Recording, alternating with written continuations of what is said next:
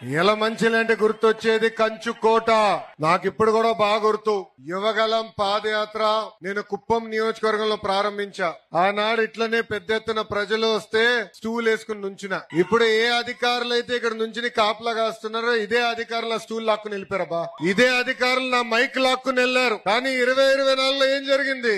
అందరు దిమ్మ తిరిగే విధంగా ప్రజా తీర్పు వచ్చింది. ఈ ప్రజా తీర్పు స్వాతంత్రం కోసం, ఈ ప్రజా తీర్పు సంక్షేమ అభివృద్ధి, 2 జోడి ఎద్దుల బండిగా నడిపించేదానికి వచ్చిన తీర్పు. భారతదేశ చరిత్రలో ఏ రాష్ట్రంలో జరగని విధంగా 94% సీట్లు తెలుగుదేశం, జనసేన, భారతీయ జనతా పార్టీ కైవసం చేసుకుంటాం జరిగింది. ప్రజలందరూ ఒక్కసారి ఆలోచించాలి. ఆనాడు మాట్లాడడానికి స్వేచ్ఛ ఉండేది కాదు. ఆనాడు బయటికి అడుగు పెట్టి ప్రజా ప్రతినిధులు కలిసే పరిస్థితి లేకుండా ఉండేది కాదు. ఆనాడు గొంతు విప్పి మాట్లాడితే కేసులు పెట్టారు. అంతెందుకు ఫేస్బుక్ లో అయ్యా ఇది అన్యాయం అని పోస్ట్ పెడితే జైలుకు పంపించారు. నేను ఈ రోజు మీ ముందర నుంచి ఉంటున్నా. ఆనాడు నా పైన 23 కేసులు పెట్టారు. భారతదేశంలో ఏ రాష్ట్రంలో హోంమంత్రి గారి పైన 23 కేసులు ఉండదు. కానీ అదే మన హోంమంత్రి అనిత గారి పైన ఆనాడు ప్రభుత్వం 23 కేసులు పెట్టారు. అనిత గారు ఆనాడు ఒక దళిత మహిళని చంపేశారని పులివందలకి వెళ్తే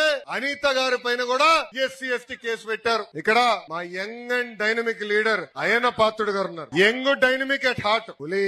ఆనాడు ప్రజల తరపున పోరాడితే అయ్యన్న పాత్రుడు గారి పైన ఏకంగా నిర్భయ కేసు పెట్టారు. కానీ ప్రజలు వెనకాల ఉండి నడిపించారు. మాకు మీరు అండగా నిలబడ్డారు. ఏం తప్పు చేయని చంద్రబాబు నాయుడు గారిని 53 రోజులు బంధిస్తే పెద్ద ఎత్తున మీరు బయటికి వచ్చి మాకు అండగా నిలబడ్డారు. అందుకే మాలో కసి పెరిగింది. సంక్షేమం చేయాలి, అభివృద్ధి చేయాలి లక్ష్యంతో ఈ రోజు పనిచేస్తున్నాం.